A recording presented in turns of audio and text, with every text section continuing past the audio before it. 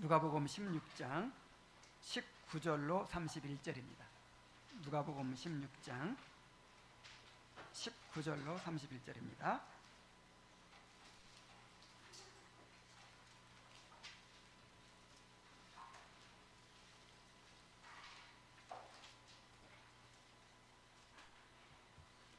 한 부자가 있어 자색옷과 고운 베옷을 입고 날마다 호화롭게 즐기더라. 그런데 나사로라 이름하는 한 거지가 헌데투성이로 그의 대문 앞에 버려진 채 그 부자의 상에서 떨어지는 것으로 배불리려 하며 심지어 개들이 와서 그 헌데를 핥더라. 예, 그 거지가 죽어 천사들에게 받들려 아브라함의 품에 들어가고 부자도 죽어 장사되며 그가 음부에서 고통 중에 눈을 들어 멀리 아브라함과 그의 품에 있는 나사로를 보고 불러 이르되 아버지 아브라함이여 나를 긍휼히 여기사 나사로를 보내어 그 손가락 끝에 물을 찍어 내 혀를 서늘하게 하소서. 내가 이 불꽃 가운데서 괴로워하나이다. 아브라함이 이르되 예 너는 살았을 때 좋은 것을 받았고 나사로는 고난을 받았으니 이것을 기억하라. 이제 그는 여기서 위로를 받고 너는 괴로움을 받느니라. 그뿐 아니라 너희와 우리 사이에는 큰 구렁텅이가 놓여 있어 여기서 너희에게 건너가고자 하되 갈 수 없고 거기서 우리에게 건너올 수도 없게 하였느니라. 이르되 그러면 아버지여 구하노니 나사로를 내 아버지의 집에 보내소서. 내 형제 5이 있으니 그들에게 증언하게 하여 그들로 이 고통받는 곳에 오지 않게 하소서. 아브라함이 이르되 그들에게 모세와 선지자들이 있으니 그들에게 들을지니라. 이르되 그렇지 아니하니이다. 아버지 아브라함이여 만일 죽은 자에게서 그들에게 가는 자가 있으면 회개하리이다. 이르되 모세와 선지자들에게 듣지 아니하면 비록 죽은 자들 가운데서 다시 살아난 자가 있을지라도 고난을 받지 아니하리라 했다 하시니라. 아멘. 자, 오늘은 이제 아래로 성장하는 삶 시리즈 마지막 시간입니다. 영원을 향해 나아가는 유한자들, 우리 죽음 이후에 영원 세계에 대해서 생각해보는 기회가 되길 바랍니다. 겸손은 하나님을 향하는 경외심과 인간을 향하는 사랑만이 아니라 미래를 향하는 소망과도 밀접하게 연관되어 있습니다. 자, 기독교 신앙을 세 단어로 요약하면 어떻게 되죠? 믿음, 소망, 사랑이죠. 믿음, 소망, 사랑. 자, 믿음의 내용을 담고 있는 것이 사도신경이고 소망을 담고 있는 것이 뭐죠? 주기도문이고 그 다음에 사랑을 담고 있는 것이 십계명이죠. 자, 이 믿음, 소망, 사랑. 근데 이 세 가지와 겸손이 다 연관되어 있다는 거예요. 겸손이 없이 믿음을 가질 수도 없고 소망을 가질 수도 사랑을 가질 수도 없어요. 또 반대로 우리가 정말 믿으면 겸손해질 수밖에 없고 정말 소망을 가지면 겸손해질 수밖에 없고 또 정말 사랑하면 겸손해질 수밖에 없는 것이죠. 하나님을 멸시하는 교만한 자들은 스스로 자신이 주인 되고자 하는 자아의 불확실한 요구에만 관심을 기울입니다. 소망에 관심이 없다는 거죠. 하나님이 우리에게 허락하신 소망에는 관심 없고 내가 원하는 거 여기에만 관심을 가지고 살아가는 거예요. 하나님의 말씀을 두려워하는 겸손한 자들만이 바위처럼 견고한 확신으로 미래를 바라봅니다. 이 세상이 우리 마음대로 되는 게 없잖아요. 그래서 이 세상이 어떻게 되는 것에 대해 소망을 가지는 것, 희망을 가지고 사는 것처럼 어리석은 것이 없어요. 늘 그 희망이 실망을 시킬 거예요. 그래서 내가 원하는 거 이렇게 됐으면 좋겠다 저렇게 했으면 좋겠다 여기에 희망을 걸지 말고 주님께서 우리에게 주신 약속에 확실한 소망을 두고 살아야 됩니다. 우리는 겸손해질수록 소망이 더욱 커집니다. 또한 소망이 커질수록 더욱 겸손해집니다.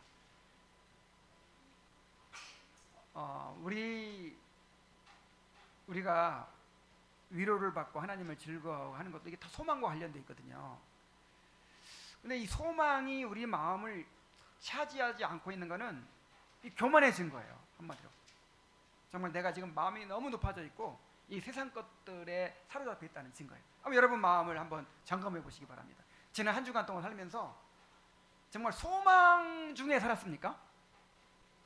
어려운 일이 생길 때마다 막 소망을 바라보고 위로를 받았습니까? 자, 뭘 바라보고 그렇게 열심히 살아왔어요?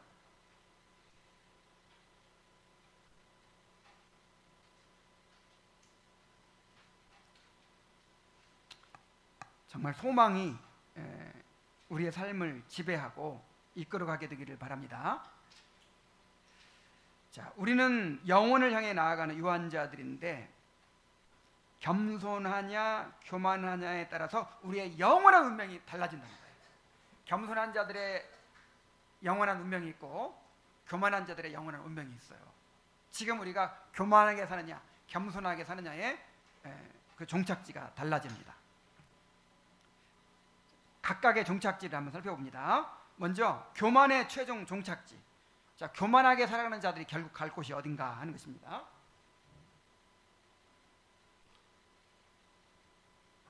그리스도께서는 심판의 날에 누구도 피할 수 없는 절대적인 권위로 교만한 자들을 향해 선언하실 것입니다. 저주를 받은 자들아, 나를 떠나 마귀와 그 사자들을 위하여 예비된 영원한 불에 들어가라. 이 교만한 자들은 주님을 따르지 않고 이 교만한 마귀를 따르는 자들이에요. 이 교만은 마귀의 범죄거든요. 이 말씀은 교만이 얼마나 가증스러운 것인지를 분명하게 보여줌과 동시에 궁극적인 저주와 영원한 불의 심판이 내려질 것을 확증해 줍니다. 자, 지옥이 존재하게 된 이유가 무엇입니까? 바로 사탄의 교만 때문이에요. 그래서 사탄만이 아니라 회개를 거부하고 창조주의 권위를 찬탈하려고 애쓰는 그 교만한 자들이 결국 가게 될 곳이 지옥입니다. 자, 사람들은 예수님의 사랑을 이야기하면서 지옥에 대해서 이야기하는 걸 별로 좋아하지 않아요. 그래서 지금은 지옥이 없다는 그런 교리가 퍼지고 있어요. 예수님이 얼마나 사랑의 주님이신데 그렇게 그냥 예수 안 믿었다고 지옥 보내고 막 그럴 리가 있겠냐는 거예요. 그런데 성경에서 지옥에 대해서 제일 많이 말씀하신 분이 누구예요? 예수님이에요. 예수님이 지옥에 대해서 그렇게 많이 말씀하셨어요. 예수님은 사람들을 향해서 몸과 영혼을 능히 지옥에 멸하실 수 있는 일을 두려워하라 외치셨습니다. 그분은 조금도 망설이지 않고 겸손히 죄 가운데 머물고자 하는 교만한 자들을 향해서 지옥에 가게 될 것이다 라고 경고하셨습니다.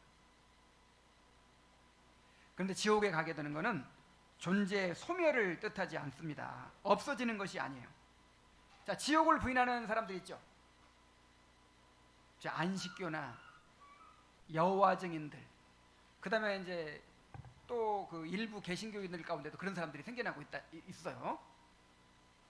그런 사람들이 하나님을 한번 멸망시켜버리고 말지, 그렇게 하나님이 얼마나 자비하신 분이신데 계속 지옥에서 그렇게 고통받게 하시겠느냐. 이건 인간의 논리죠. 성경에는 분명히 꺼지지 않는 불에 들어간다고 하셨어요. 영원한 불 속에 들어가서 영원한 벌을 받는 것이 바로 지옥입니다. 예수님 말씀 가운데 지옥을 가장 분명하게 묘사한 내용은 부자와 나사로의 비유입니다. 오늘 우리가 읽은 본문에 나오는 부자와 나사로의 비유인데, 이 비유에는 서로 극명하게 대조하는 두 사람이 등장합니다. 한 사람은 부자였고 한 사람은 빈민이었습니다. 한 사람은 왕처럼 옷을 입었고 다른 한 사람은 누더기를 걸치고 있었습니다. 한 사람은 진수성찬을 즐겼고 다른 한 사람은 굶어 죽기 직전이었습니다. 한 사람은 건강했고 다른 한 사람은 병든 상태였습니다.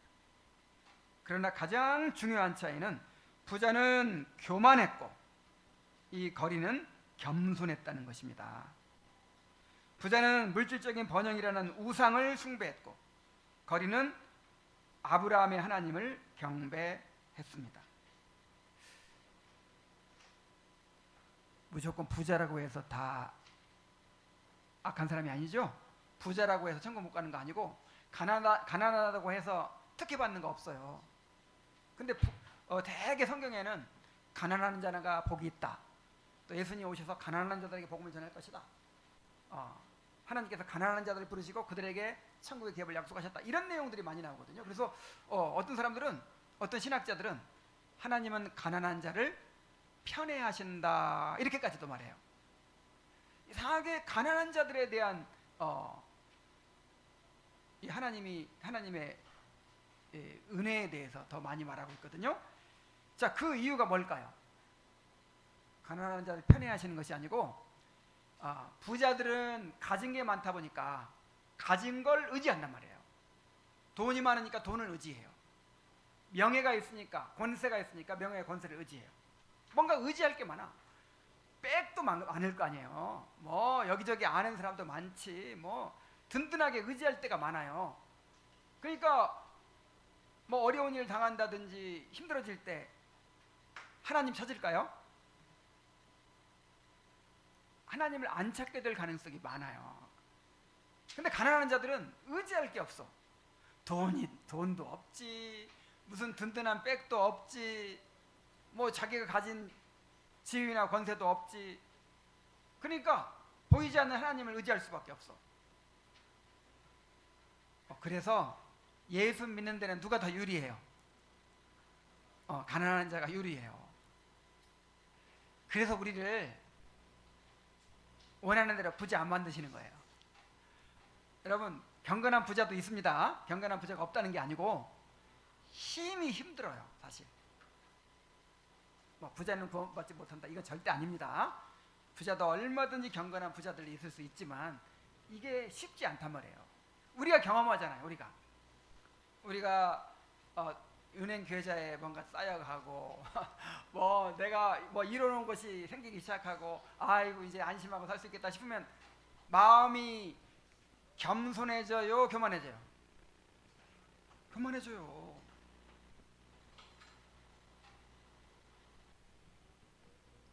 자, 그래서 결국 겸손한 나사로는 죽어서 아브라함의 품에 들어갔고 천국에 들어갔고, 그 다음에 교만한 부자는 음부에 내려갔습니다. 정확히 표현하면 우리가 죽으면 육체는 흙이 되고 영혼이 낙원에 가거나 음부에 내려간다고 했죠. 근데 음부가 지옥이에요, 지옥. 근데 왜 지옥 말고 음부라고 하냐면 아직 심판을 받기 전이기 때문에 미결수잖아요. 구속돼도 구속되는 사람도 두 종류가 있어요. 재판받고 구속되는 사람은 기결수라고 하고, 그 다음에 재판받기 전에 구속되어 있는 상태를 미결수라고 하죠. 그래서 지옥 갔는데 아직 미결수인 거야, 심판받기 전이라. 그래서 음부라고 표현하는 겁니다. 아직 육체를 입고 있지 않기 때문에 이제 나중에 심판받고 지옥 가는 것과는 좀 다르겠지만 그래도 거기가 지옥이에요. 그래서 영혼이 고통을 받는 거예요.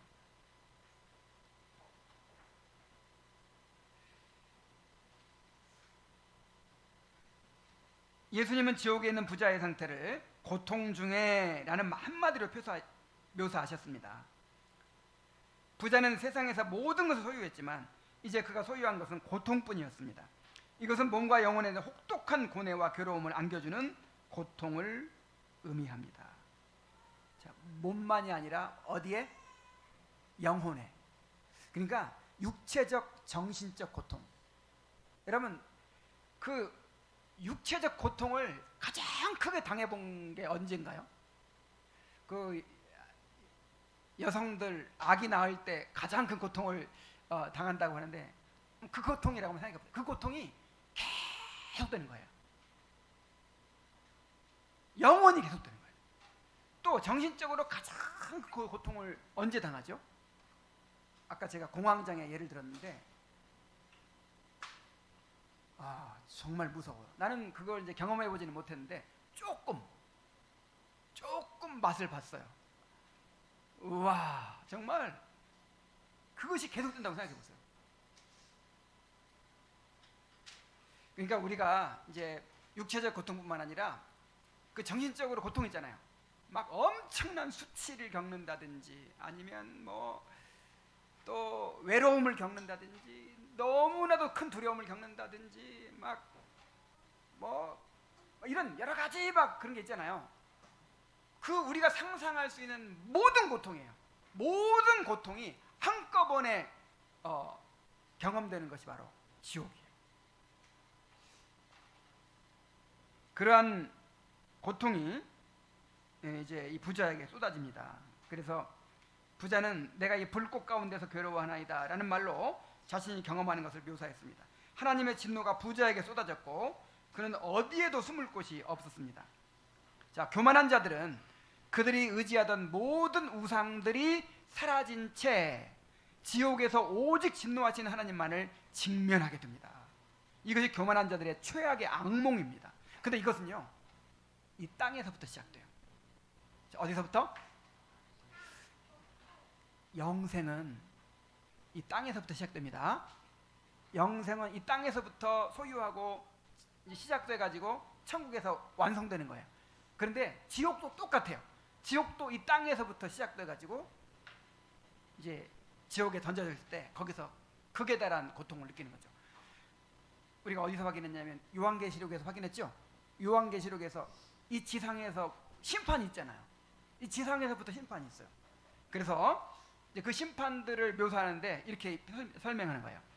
교만한 자들은 그들이 의지하던 모든 우상들이 사라진 채, 그러니까 내가 의지하던 그런 우상들이 하나하나 사라지는 것을 살아가면서 계속 경험해 가는 거예요.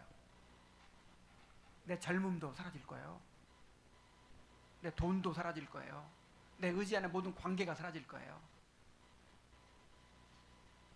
내가 추구하던 모든 게 다 내가 붙잡고 있던 거, 나를 지탱해 주던 그런 것들이 사람이 이렇게 늙어가면서 살아가면서 하나하나 다 잃어버리게 돼요. 그때 이 땅에서부터 이제 하나님의 심판을 경험하는 거예요. 내가 의지했던 그런 것들이 정말 나를 지탱해 줄 수 없다는 것을 알게 되었을 때 그때의 그 허망함과 그 외로움과 그 고통, 막막함 이런 것들을 우리가 경험하면서 살잖아요, 지금. 그런데 이것이 이제 지옥에서는 극에 달한다는 거예요. 이제는 진노하신 하나님만 딱 마주하게 되는 거예요. 자, 지옥의 지속기간이 얼마입니까? 하나님은 무한히 거룩하시기 때문에 그분을 거역한 죄에는 무한한 책임이 뒤따르기 마련입니다. 에드워드 페이스는 말하기를 하나님의 분노의 불길이 영원토록 타오른다. 하나님이 변하거나 사라지지 않으시는 한 그 불은 절대로 꺼지지 않는다. 회개하지 않은 죄인들은 가장 끔찍한 성분들로만 구성된 이 분노의 잔을 들이켜야 한다라고 말했습니다. 고통이 영원히 계속될 것을 의식할 때 느끼게 될 고뇌를 한번 생각해 보십시오. 토마스 구디는 교만한 지옥의 거주자들은 살아계시는 하나님에게서 영원히 벗어나지 못한 채 비참한 상태에 계속 머물 것이다 라고 말했어요. 부자는 이 세상을 위해 살았습니다.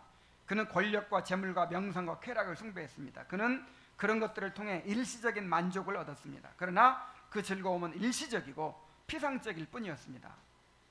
창조주께서는 부자에게 자기 안에서 영원한 즐거움을 누리라고 말씀하셨어요. 어디서? 하나님 안에서. 인간은 행복을 누리도록 창조되었어요. 사실 어디 안에서? 하나님 안에서 하나님의 영광을 즐거워함으로 행복을 누리도록 창조되었거든요. 그런데 그는 교만하게도 그것을 피조물이 주는 일시적인 즐거움과 맞바꾸었습니다. 아브라함은 너는 네가 원하는 것을 얻었다. 너는 일시적인 것들을 숭배했고 일시적인 즐거움을 누렸다. 그러니 이제 너는 교만한 우상 숭배로 인해 영원히 저주를 당해야 한다 라고 말했습니다. 토마스 버스터는 죄의 쾌락에는 영원한 불 속에서의 고통이라는 너무나도 값비싼 대가가 뒤따른다라고 말했어요.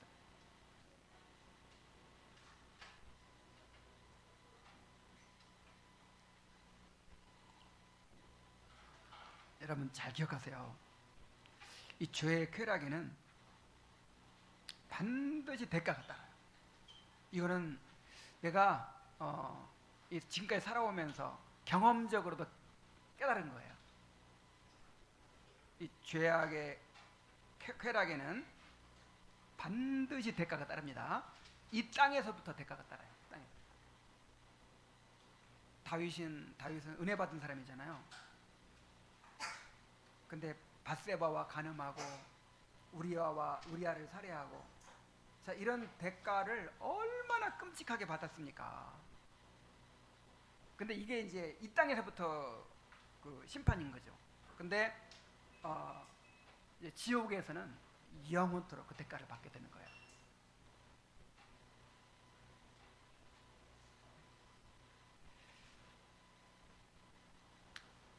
그 에스키모인들이 늑대를 잡는 방법이 있대요. 그 날카로운 칼에다가 이 짐승의 피를 얼려가지고 이렇게 꽂아 놓는다는 거예요. 그러면 늑대가 얼마나 맛있게 먹겠어요, 그거를. 정신없이 그 차가운 그거를 막 먹다가 혀가 다 잘려지는 것도 모르고 그렇게 먹다가 이제 죽게 된다는 거예요. 우리가 이 죄악의 쾌락을 생각할 때 정말 이보다 더 무서운 대가가 있다는 것을 기억해야 합니다. 교만의 어리석음, 일시적인 쾌락을 위해 영원한 고통을 자초하는 것을 곰곰이 생각해 보십시오. 지옥은 우리의 교만한 마음이 얼마나 어리석은 것인지를 분명하게 보여줍니다. 자, 근데 지옥에서 다시 회개할 기회가 있을까요? 지옥에서는 한번 지옥에 떨어지면 다시는 회개할 기회가 없어요. 부자는 지옥에서 벗어날 길이 없다는 사실을 깨닫고는 아브라함에게 그러면 아버지여 구하오니 나사로를 내 아버지 집에 보내소서. 내 형제 5이 있으니 그들에게 증언하게 하여 그들로 이 고통받는 곳에 오지 않게 하소서라고 애원을 했습니다. 나사로가 죽었다가 다시 살아나가지고 그 부자의 형제들한테 가서 내가 죽어보니까 저 세상에 있습니다. 천국이 있고 지옥이 있습니다. 그러니까 여러분 예수 믿어야 됩니다. 그럼 다 믿을 거 아니냐 이 말이에요. 내가 본 천국 막 이런 식으로 간증하는 사람들 있잖아요. 자, 그런 식으로 하면 예수 믿을 거 아니냐. 그런데 아브라함이 뭐라고 하냐면 그들에게 모세와 선지자들이 있으니 그들에게 들을지니라 라고 대답을 했어요. 그러자 부자는 그렇지 아니하니이다. 아버지 아브라함이여 만일 죽은 자에게서 그들에게 가는 자가 있으면 회개하리이다 라고 주장합니다. 모세가 뭐라고 대답했다고요? 하나님께서 정하신 은혜의 수단이 있다. 말씀의 선포를 통해서 예수님을 믿고 구원받도록 정해놨으니까 말씀을 들으라고 해라. 그러니까 뭐라고 그래요? 아이고 그 사람들이 말씀 들을 사람이 아닙니다. 그 사람들은 말씀 안 듣습니다. 죽었다가 살아난 자가 나가가지고 전해야만이 들을똥말똥합니다. 그러자 모세가 뭐라고 합니까? 모세와 선지자들에게 듣지 아니하면 비록 죽은 자 가운데서 살아난 자가 있을지라도 고난을 받지 아니하리라 그랬어요. 말씀 듣고 예수 믿고 구원받지 못하면 다른 길이 없다는 거예요. 아무리 큰 기적을 일으키고 아무리 막 하늘에서 불이 내려오게 하고 막 별별 신기한 기적을 통해서 증거해도 절대로 믿게 할 수 없다는 거예요. 교만한 자들은 하나님의 말씀을 멸시합니다.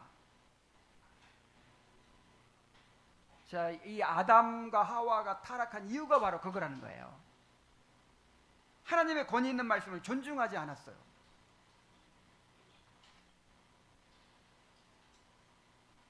그는 하나님을 경시했고 절대적인 권위와 충족성을 지닌 그분의 계시를 판단했습니다.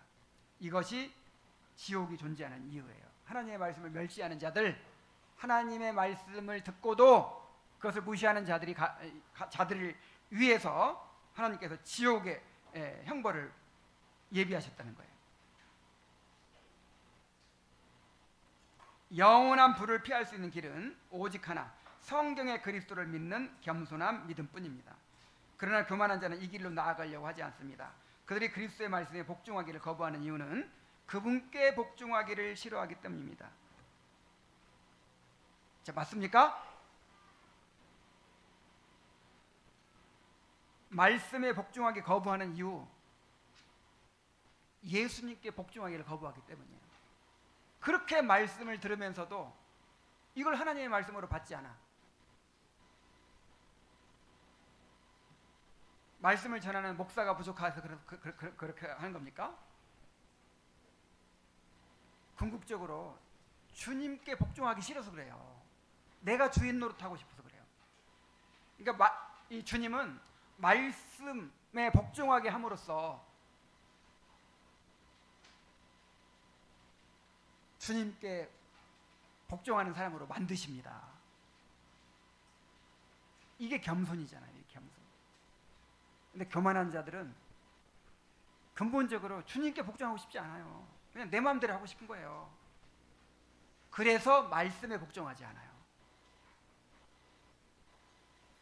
그들은 자아를 향해 궁극적인 충성을 맹세한 상태로 살아갈 길이 열려있는 한 신앙 따위는 신경 쓰지 않습니다. 야, 이거 보세요. 자아를 향해 궁극적인 충성을 맹세했대요. 누가 하나님이에요? 나의 자아가 하나님이에요. 절대로 굴복하려고 하지 않아요. 절대로.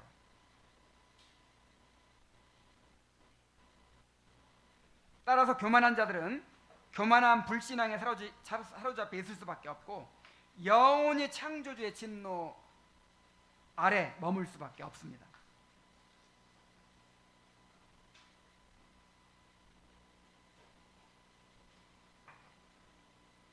왜 우리가 이 지옥에 대해서 자주 말해야 될까요? 지옥을 자주 말해야 되거든요. 예수님이 그렇게 자주 말씀하셨으니까.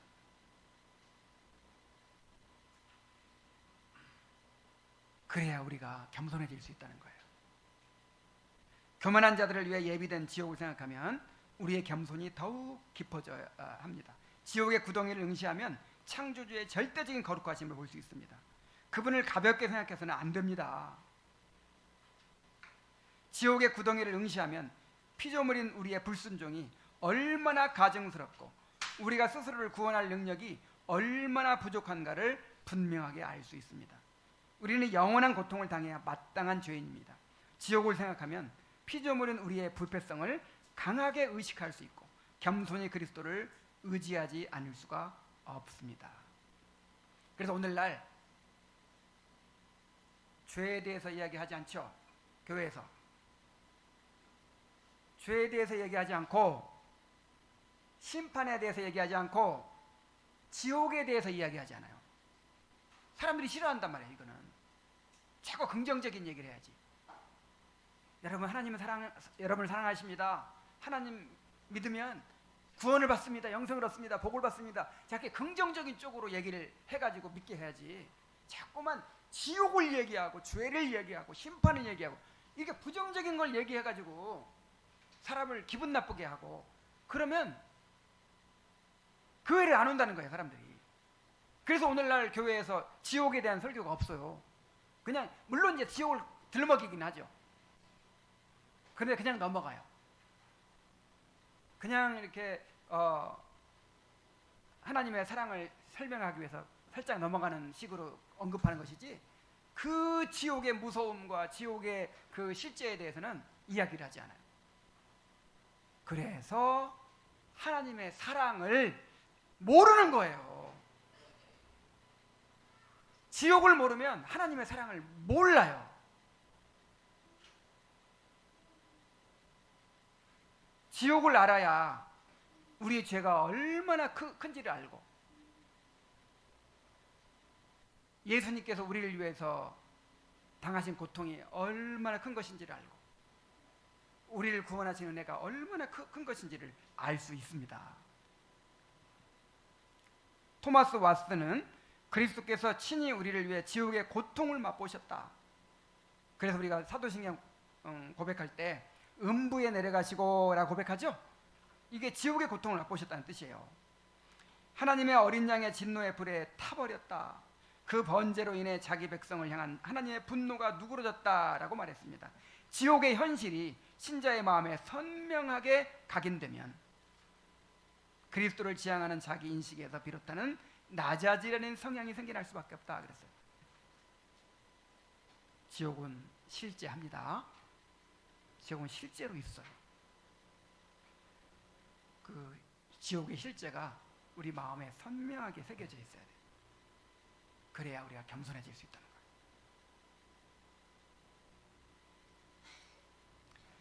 자, 이제 겸손의 최종 종착지를 봅시다. 자, 겸손한 자들이 가는 곳을 보겠어요.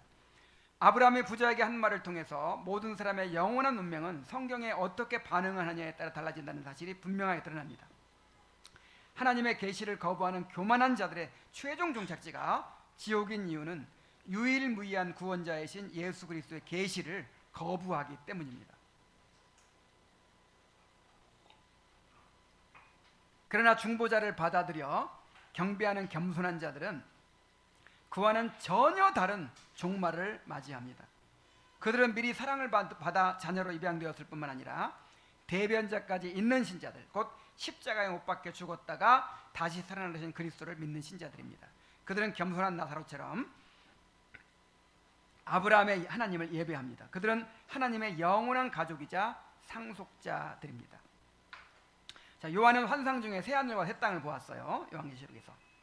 그곳의 거주자들은 그리스도를 바라보면서 그분의 형상으로 온전하게 변화될 것입니다.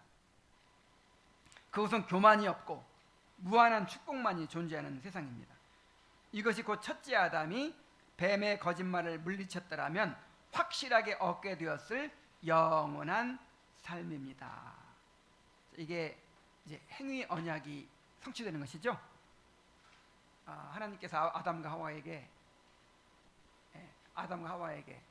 선악과를 통해서 행위 언약을 맺으시고 너희가 순종하면 뭘 얻으리라? 영생을 얻으리라 그랬는데 그것을 성취하신 분이 누구예요? 예수님이시죠. 그래서 예수 믿는 사람은 이제 그 아담과 하와가 순종했으면 얻을 수 있었던 그 영생을 얻게 되는 거예요.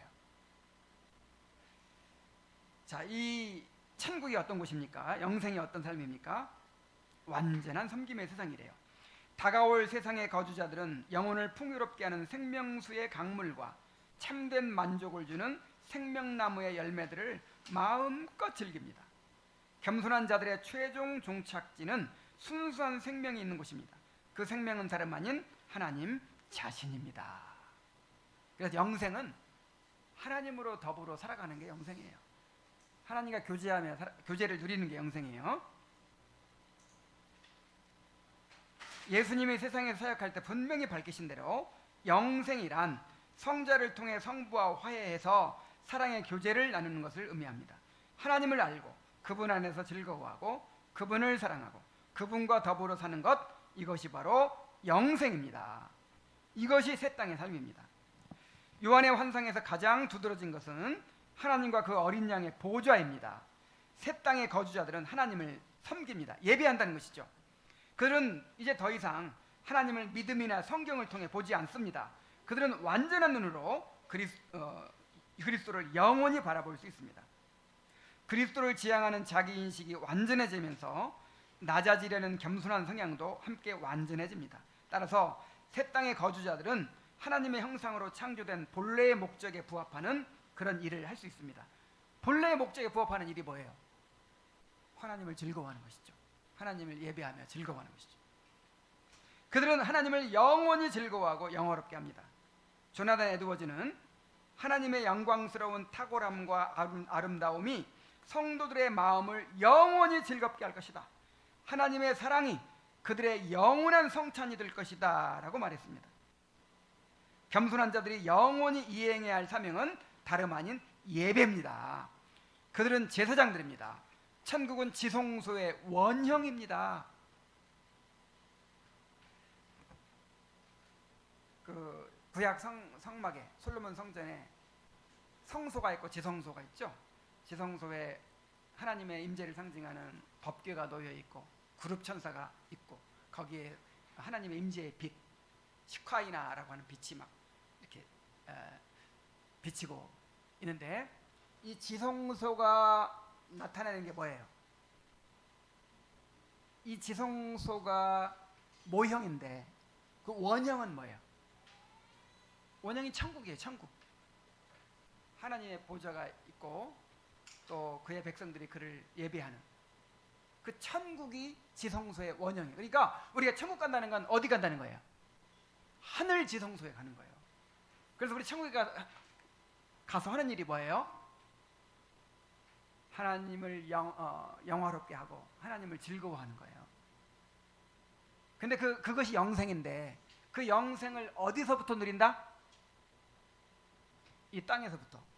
이 땅에서부터 누리는 게 바로 예배예요. 예배. 그래서 정말 영생 얻은 사람들은 예배가 세상에서 제일 행복해요. 맞습니까? 이 예배가 아니면 채워줄 것이 없어. 그 영혼을. 그래서 예배를 사모해요. 그렇게 예배를 사모해요. 그렇게 예배를 사모하던 사람들이 천국 가가지고 영원토록 예배하며 사는 거예요. 근데 이 땅에서 그 예배가 즐겁지 않아. 의무적으로 예배는 드리지만 즐거움은 세상에서 찾아요. 자, 이런 사람들을 지성소에 데려다 놨어. 지성소에. 그리고 영원토록 예배하며 살아라. 그럼 그게 천국이 되겠어요? 정말 구원받은 사람들은 예배를 사모합니다. 예배를 즐거워합니다. 예배가 세상에서 가장 행복한 일이 되는 거예요.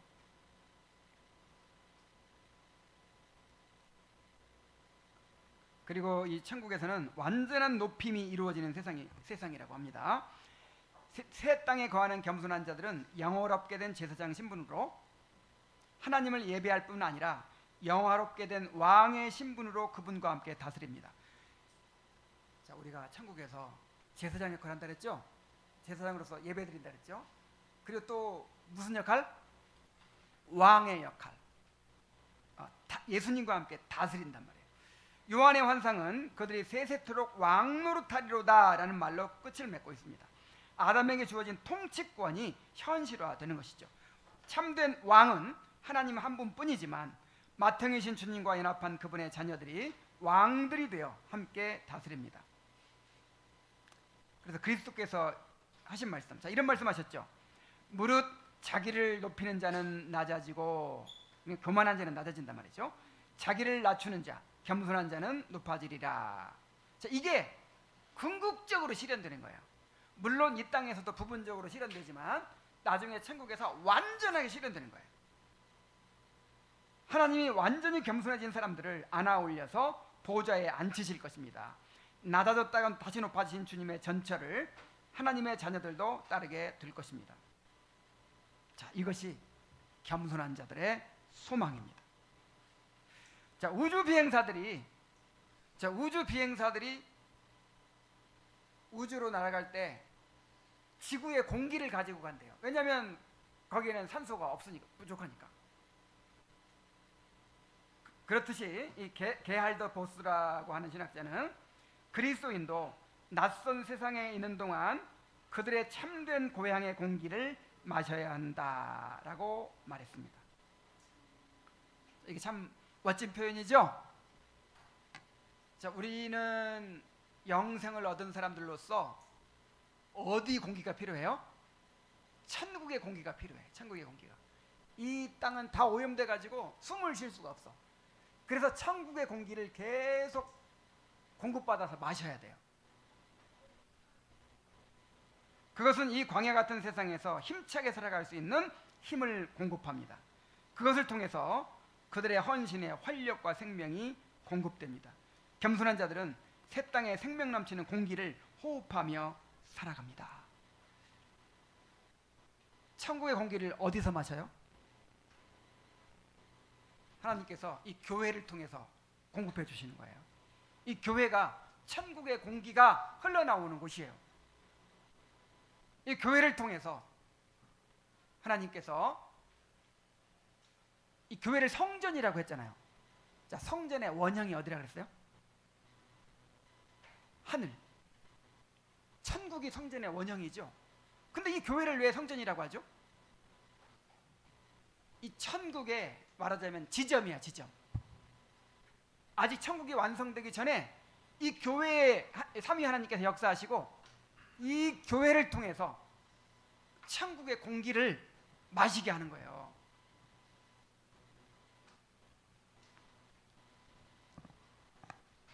그리스도를 믿음으로써 구원을 얻었다면 머지않아 영원히 사랑받는 자녀로서 맏형이신 주님을 통해서 성부의 자애로운 임재를 영원히 누리면서 사랑으로 다스리시는 그분의 통치에 동참하게 될 것입니다. 이것은 막연한 희망사항이나 근거 없는 낙관주의가 아니라 겸손한 자들의 소망입니다. 희망이 아니라 뭐라고요? 소망. 그들은 이 소망을 품고 주 예수님 어서 오시옵소서, 속히 오시옵소서라고 부르짖습니다.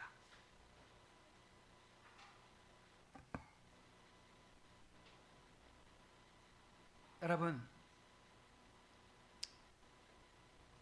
이 하나님을 믿지 않는 사람들은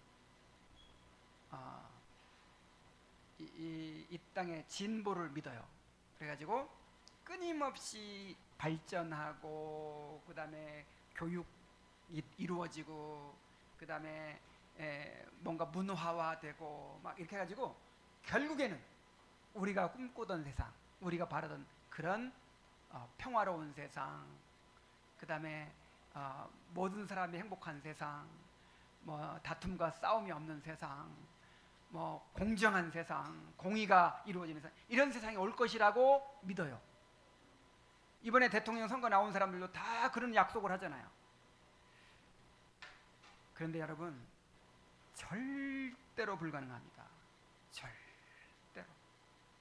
인간에게는 죄가 있기 때문에, 죄로 타락한 존재들이기 때문에 이 땅에서 우리가 원하는 그런 세상을 만날 수 없어요. 이건 어떤 정치적인 것뿐만 아니라 이 땅에서는 끊임없는 이 고통과 불행과 이런 이 죄악을 우리가 피할 수가 없어요. 자, 그리고 만약에 그런 세상이 있다고 합시다. 그런 세상이 막 왔어요. 그럼 사람들이 천국을 소망할까요, 안 할까요? 애굽에서 이제 하나님께서 그 야곱이 가나안 땅에 살아야거든요. 가나안 땅, 약속의 땅이니까. 근데 애굽으로 내려갔어요. 내려가면 큰일 나는 거거든요. 왜냐하면 약속의 땅을 잃어버릴 수도 있고, 만약에 또 약속을 잃어버릴 수도 있으니까, 그 애굽 사람에 동화돼 가지고. 근데 하나님이 염려 말아라, 내가 다시 불러올 테니까 염려 말아라, 내려가라 해서 애굽에 내려갔어요. 애굽에 내려가 가지고 그 풍요로운 고센 땅에서 살다 보니까 가나안 땅 생각나요, 안 나요? 가나안 생각 안 나는 거예요. 그 약속 바라보지 않는 거예요. 언제 생각났죠? 그냥 하나님이 하루아침에 노예를 만들어버리는 거야. 하루아침에. 그래가지고 막 그냥 고생을 하고 막, 그러니까 맞아, 하나님이 우리에게 가나안 땅을 약속해 주셨지. 그러면서 하나님께 부르짖기 시작하는 거예요. 왜 우리에게 이런 고난이 있습니까? 여러분, 이 땅에서 절대로 완전함에 이를 수 없고, 또 하나님께서 그런 걸 허락지도 않으세요. 우리의 소망이 어디 있어요? 저 천국에 있어요. 그래서 주 예수님 어서 오시옵소서 하고 부르짖으며 살아야 돼요. 그 초대교인들은 인사가 마라나타였다고 했잖아요. 그게 무슨 뜻이라고 그랬죠? 예수님 다시 오십니다. 예수님 다시 오십니다. 한 주간 동안 직장 생활하느라고 힘들었죠? 뭐라고 위로해야 돼요? 예수님 다시 오십니다. 좀 더 고생하세요. 예수님 다시 오십니다. 우리의 소망은 예수님 다시 오시는 것이지, 천국이지, 이 땅이 좀 더 진보되고 이 세상이 더 좋아지는 그거 아니에요. 그렇게 되지도 않고 그걸 허락하시지도 않아요. 우리에게 약속하신 것은 저 천국입니다. 소망을 가지고 살게 되기를 바랍니다. 기도하겠습니다. 하나님 아버지, 교만의 종착지는 영원한 지옥이고 겸손의 종착지는 영원한 천국의 삶입니다. 하나님 아버지, 우리가 점점점 겸손해져서 참으로 완전한 겸손에 이르러 천국의 영광을 누리게 하여 주옵소서. 우리의 교만을 두려워하게 하시고 경계하게 하여 주옵소서. 세상에 교만한 것보다 더 큰 무서운 죄는 없습니다. 하나님 아버지, 참으로 교만하여서 하나님의 말씀에 굴복하지 않는 그런 완고한 마음을 갖지 않도록 성령께서 역사하여 주시옵소서. 예수님의 이름으로 기도하옵나이다. 아멘.